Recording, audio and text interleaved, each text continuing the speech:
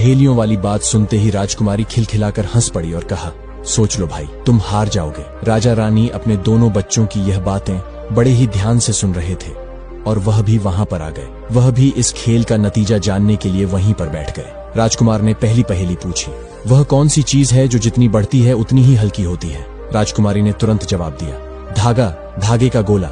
जब धागे का गोला बढ़ता है तो वह हल्का लगता है। सूर्यकांत ने सिर हिलाया और कहा, नहीं, सही उत्तर है ज्ञान। ज्ञान जितना बढ़ता है आदमी उतना ही हल्का महसूस करता है। और फिर सूर्यकांत ने दूसरी पहेली पूछी, वह कौन सी चीज है जो देखने में तो कमजोर लगती है लेकिन हर किसी को अपने वश में कर सकती है? राजकुमारी ने सोचा और कहा, मकड़ी का जाल। वो देखने में तो कमजोर लगता है लेकिन कई बार इसमें छोटे मोटे कीट पतंगे फंस जाते हैं। सूर्यकांत हंसा और बोला, नहीं, यह सही जवाब नहीं है। सही उत्तर है प्रेम, जो तुम्हें कभी किसी से नहीं हुआ है, नहीं तो तुम भी आज किसी के वश में होती। अब सूर्यकांत अपनी तीसरी और सबसे कठिन पहेली पूछने वाला था। उसने कहा, वह कौन सी चीज है जो इस दुनिया में सबसे ताकतवर है? राजकुमारी चंद्रलेखा ने बहुत ही सोच विचार किया। उसे कोई जवाब न मिला। तब राजकुमार मुस्कुराया और हंसते हुए कहने लगा, इसका उत्तर है समय। समय सबसे ताकतवर है।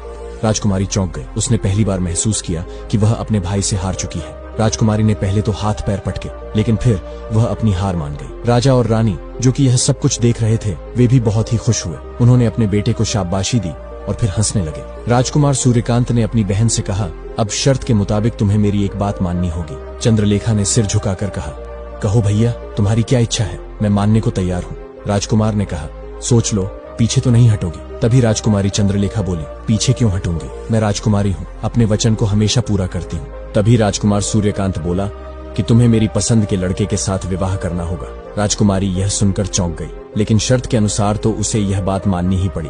राजकुमार ने पहले से ही विवाह की तैयारियां कर रखी थी।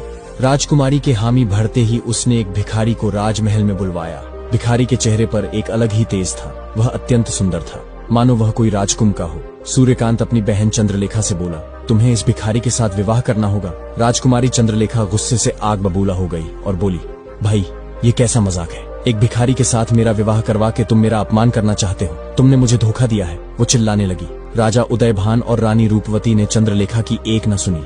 उन्होंने भी अपने बेटे का ही साथ दिया और राजकुमारी चंद्रलेखा का विवाह एक भिखारी के साथ कर दिया गया।